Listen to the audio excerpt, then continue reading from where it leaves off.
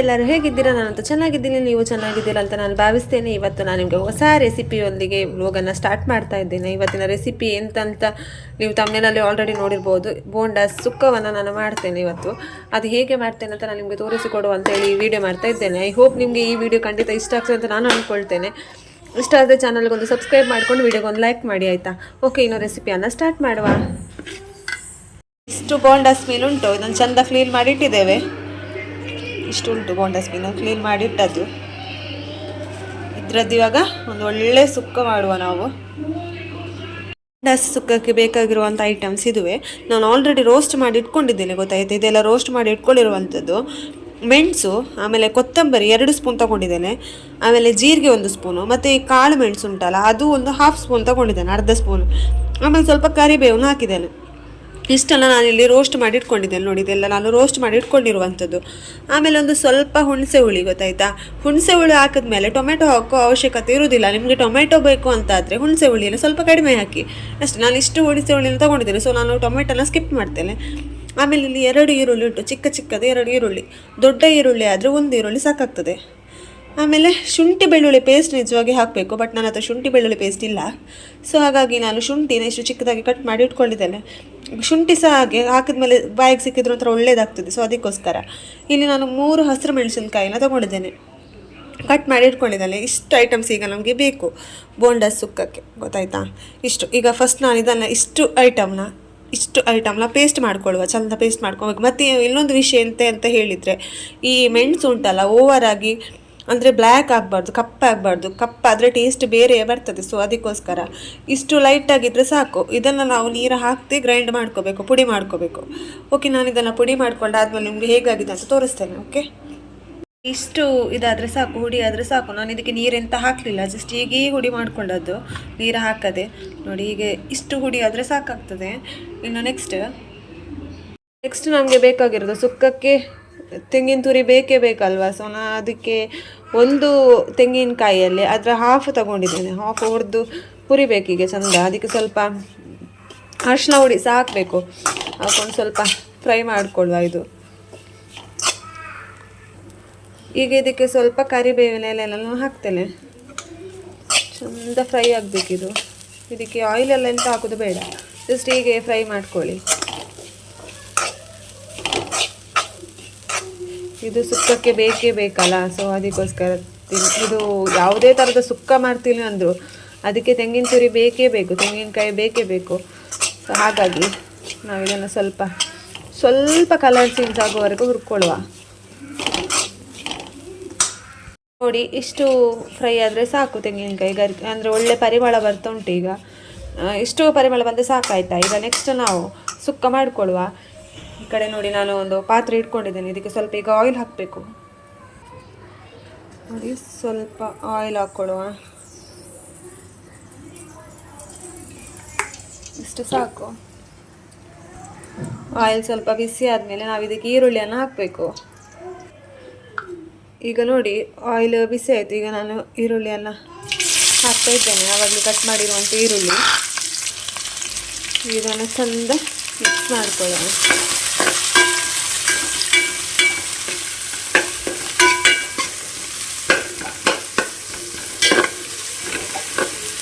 ಈರುಳ್ಳಿ ಸ್ವಲ್ಪ colour change ಆದರೆ ಸಾಕು.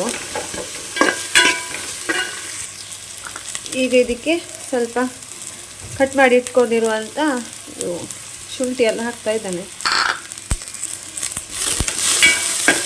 ಸ್ವಲ್ಪ ಫ್ರೈ ಮಾಡಿಕೊಳ್ಳುವ.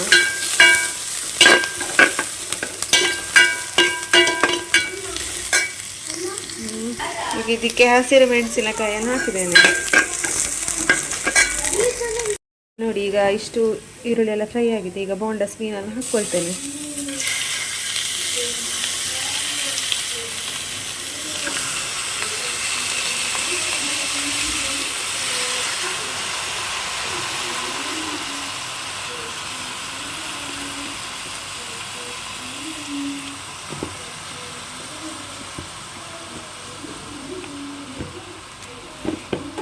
ನೋಡಿ, ಹಾಕಿದ್ದೇನೆ. ಈಗ ಚೆಂದ ಮಿಕ್ಸ್ ಮಾಡಿಕೊಳ್ಳುವ. ಮತ್ತೆಂತಂತ ಹೇಳಿದರೆ ಇದಕ್ಕೆ ನೀವು ನೀರು ಹಾಕೋದು ಬೇಡ, ಆಯಿತಾ? ನೀರು ಆಲ್ರೆಡಿ ಇದರಲ್ಲಿ ನೀರು ಇರ್ತದೆ ಮೀನಲ್ಲಿ, ನೀವು ಮತ್ತೆ ನೋಡ್ಬೋದು. ನೋಡಿ, ಇದರಲ್ಲಿ ನೀರು ಇರ್ತದೆ. ಸೊ ನೀವು ಇದಕ್ಕೆ ನೀರು ಹಾಕೋದಂತ ಬೇಡ. ನೀರು ಹಾಕಿದ್ದು ಇದು ಸಾರು ಥರ ಆಗ್ಬೋದು. ಸೊ ಅದಕ್ಕೋಸ್ಕರ ನಮಗೆ ಸುಕ್ಕ ಬೇಕಾಗಿರೋದ್ರಿಂದ ನೀರು ಹಾಕೋದು ಬೇಡ. ಈಗ ಸ್ವಲ್ಪ ಚೆಂದ ಬೇಯಬೇಕು. ಒಂದು 10ರಿಂದ 15 ನಿಮಿಷದಲ್ಲಿ ಬೇಯ್ತದೆ ನೋಡಿ. ಇದಕ್ಕೀಗ ನಾವು ಉಪ್ಪೆಲ್ಲ ಸ್ವಲ್ಪ ಹಾಕ್ಕೊಳ್ಳುವ. ಈಗ ನೋಡಿ ಇಷ್ಟು ಉಪ್ಪೆಲ್ಲ ಹಾಕ್ಕೊಳ್ತಾ ಇದ್ದೇನೆ. ಸ್ವಲ್ಪ ಅರಿಶಿನ ಹುಡಿ ಸಹ ಹಾಕ್ಕೊಳ್ಳುವ. ಉಪ್ಪು ಮತ್ತು ಅರಿಶಿನ ಹುಡಿನೂ ಹಾಕ್ಕೊಂಡು ಸ್ವಲ್ಪ ಮಿಕ್ಸ್ ಮಾಡಿಕೊಂಡು ಮುಚ್ಚಿಡುವ. ಸ್ವಲ್ಪ ಒಂದು 10ರಿಂದ 15 ನಿಮಿಷದಲ್ಲಿ ಇದು ಒಳ್ಳೆ ಬೇಯ್ತದೆ. ಓಕೆ, ನೀರೆಂತ ಹಾಕಲಿಕ್ಕೆ ಹೋಗಬೇಡಿ. ನೀರು ಹಾಕಿದ್ರೆ ಉಂಟಲ್ಲ ಅದು ನೋಡಿ, ಈಗಲೇ ನೋಡಿ ನಿಮ್ಗೆ ಕಾಣ್ತಿರ್ಬೋದು ನೀರು ಬಿಟ್ಕೊಳ್ತಾ ಉಂಟು. ಸೊ ಅದು ಜಾಸ್ತಿ ನೀರು ಆದರೆ ಮತ್ತೆ ಸಾಂಬಾರು ಥರ ಸಾರು ಥರ ಆಗ್ತದೆ. ಸೊ ನಮಗೆ ಸುಕ್ಕ ಬೇಕಾಗಿರೋದ್ರಿಂದ ಸಾರಿನ ಅವಶ್ಯಕತೆ ಇರೋದಿಲ್ಲ. ಸೊ ಅದಕ್ಕೋಸ್ಕರ ನೀರು ಹಾಕೋದು ಬೇಡ. ಈಗ ನಾವು ಇದನ್ನು ಮುಚ್ಚಿಡುವ. 10ರಿಂದ 15 ನಿಮಿಷ ಇದು ಮುಚ್ಚಿಡುವ, ಬೇಯಲಿ ಇದು. ನೋಡಿ 10ರಿಂದ 15 ನಿಮಿಷ ಆಯಿತು. ಬೋಂಡಸ್ ಬೆಂದಿದೆ ನೋಡಿ. ನೀರು ಬಿಟ್ಕೊಳ್ತದೆ ಅಂತ ಹೇಳಿದೆ ಅಲ್ಲ, ಇದಕ್ಕಿಂತ ಜಾಸ್ತಿ ನೀರಿತ್ತು. ಸೊ ಈಗ ಸ್ವಲ್ಪ ಬೇಯ್ತಾ ಸ್ವಲ್ಪ ನೀರು ಕಮ್ಮಿ ಆಯಿತು. ಓಕೆ, ಇಷ್ಟು ಬೆಂದಿದೆ ಸಾಕು.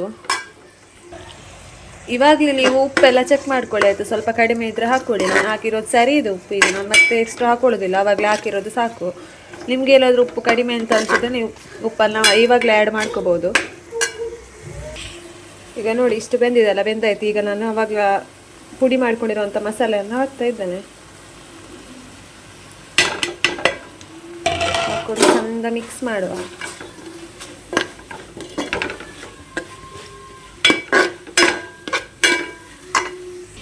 ಈಗ ನಿಮಗೆ ತುಂಬ ಇದು ಮಸಾಲೆ ಹಾಕಿದ ತಕ್ಷಣ ಡ್ರೈ ಆಗ್ತದೆ ಆಯಿತಾ, ಫುಲ್ ಡ್ರೈ ಆಗ್ತದೆ. ಸೊ ಅದಕ್ಕೋಸ್ಕರ ನೀವು ಸ್ವಲ್ಪ ನೀರು ಹಾಕ್ಕೊಳ್ಳಿ. ಯಾಕಂದರೆ ಮಸಾಲೆ ಇದರಲ್ಲಿ ಸ್ವಲ್ಪ ಬೇಯಬೇಕಲ್ಲ. ಸೊ ಹಾಗಾಗಿ ಸ್ವಲ್ಪ ನೀರು ಹಾಕ್ಕೊಂಡು ಆಮೇಲೆ ತೆಂಗಿನ ತುರಿ ಹಾಕಿದಾಗ ಮತ್ತೆ ಸಹ ಅದು ಸ್ವಲ್ಪ ಗಟ್ಟಿ ಆಗ್ತದೆ. ಸೊ ಅದಕ್ಕೋಸ್ಕರ ನಿಮಗೆ ನೀರಿನ ಅಂಶ ಜಾಸ್ತಿ ಇದ್ದರೆ ಹಾಕೋದು ಬೇಡ. ಇಲ್ಲಾಂದರೆ ಸ್ವಲ್ಪ ಹಾಕ್ಕೊಂಡು ನೋಡಿ, ಈ ಥರ ಸ್ವಲ್ಪ ಹಾಕ್ಕೊಂಡು ನೋಡಿ. ಈಗ ನೋಡಿ ಹಿಂಗೆ ಈ ಥರ ಆಗಿದೆ. ಇದು ಸ್ವಲ್ಪ ಹೀಗೆ ಬೇಯ್ದಾದ್ಮೇಲೆ ನಾವು ಇದಕ್ಕೆ ಆವಾಗ ರೋಸ್ಟ್ ಮಾಡಿರುವಂಥ ತೆಂಗಿನಕಾಯಿಯನ್ನು ಹಾಕಬೇಕು, ತೆಂಗಿನ ತುರಿಯನ್ನು. ಈಗ ನೋಡಿ ಹೀಗೆ ಆಗಿದೆ. ಇದು ಸ್ವಲ್ಪ ಒಳ್ಳೆ ಮಸಾಲೆ ಹಸಿ ವಾಸನೆ ಎಲ್ಲ ಹೋಗಬೇಕು ಮಸಾಲೆದು. ಈಗ ನೋಡಿ ಒಳ್ಳೆ ಇದು ಹಸಿ ವಾಸನೆ ಎಲ್ಲ ಹೋಯಿತು. ಈಗ ಇದಕ್ಕೆ ನಾವು ತೆಂಗಿನ ತುರಿ ಆವಾಗ ರೋಸ್ಟ್ ಮಾಡ್ಕೊಂಡಿದ್ವಲ್ಲ ಅದನ್ನು ಹಾಕುವ. ಒಂದು ತೆಂಗಿನಕಾಯಿಗೆ ಹಾಫ್ ತೆಂಗಿನಕಾಯಿ ಸಾಕಾಗ್ತದೆ ಇದಕ್ಕೆ. ಈಗ ಚೆಂದ ಮಿಕ್ಸ್ ಮಾಡ್ಕೊಳ್ಬೇಕು ಇದೆಲ್ಲ.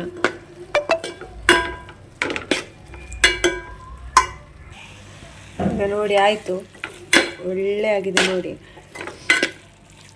ಇಷ್ಟಾದರೆ ಸಾಕು.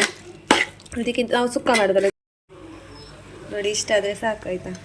ಓಕೆ, ಇನ್ನು ಗ್ಯಾಸನ್ನು ಆಫ್ ಮಾಡಿಕೊಳ್ಳುವ. ಫೈನಲಾಗಿ ನೋಡಿ ನಮ್ಮ ಬೋಂಡ ಸುಕ್ಕ ಹೀಗೆ ಆಗಿದೆ.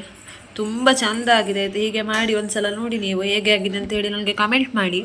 ತುಂಬ ಒಳ್ಳೆ ಆಗ್ತದೆ ಬೋಂಡ ಸುಕ್ಕವನ್ನ ಈ ಥರ ಮಾಡಿ. ತುಂಬ ಈಸಿ ಕೂಡ ಹೌದು, ಮತ್ತು ಹೀಗೆ ಮಾಡಿ ತುಂಬ ಟೇಸ್ಟಿಯಾಗಿ ಸಹ ಇರ್ತದೆ. ಐ ಹೋಪ್ ನನ್ನ ಇವತ್ತಿನ ಈ ಬೋಂಡ ಸುಕ್ಕ ರೆಸಿಪಿ ವಿಡಿಯೋ ನಿಮಗೆ ಇಷ್ಟ ಆಗಿದೆ ಅಂತ ನಾನು ಅಂದ್ಕೊಳ್ತೇನೆ. ಇಷ್ಟ ಆದರೆ ಚಾನಲ್ಗೊಂದು ಸಬ್ಸ್ಕ್ರೈಬ್ ಮಾಡಿಕೊಂಡು ವಿಡಿಯೋಗೊಂದು ಲೈಕ್ ಮಾಡಿ ಅಂತ ಹೇಳ್ತಾ ಇವತ್ತಿನ ರೆಸಿಪಿ ವ್ಲಾಗನ್ನು ಇಲ್ಲಿಗೆ ನಿಲ್ಲಿಸ್ತೇನೆ. ಇನ್ನು ನೆಕ್ಸ್ಟ್ ರೆಸಿಪಿ ಅಥವಾ ವ್ಲಾಗ್ ಒಟ್ಟಿಗೆ ಸಿಗುವ ಅಂತ ಹೇಳ್ತಾ ಈ ವ್ಲಾಗನ್ನು ಇಲ್ಲಿಗೆ ನಿಲ್ಲಿಸ್ತೇನೆ. Tata, take care, bye and thanks for watching.